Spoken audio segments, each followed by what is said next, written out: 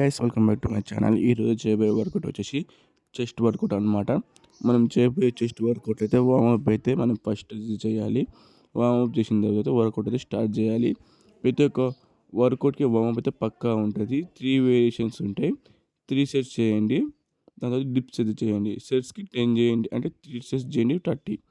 After 30 sets 30 అయిపోయిన తర్వాత first set వచ్చేసి మనకి లోయర్ చెస్ట్ కాదు, చెస్ట్ అప్ పెట్టి మనమైతే వర్కౌట్ అయితే స్టార్ట్ చేయాలి.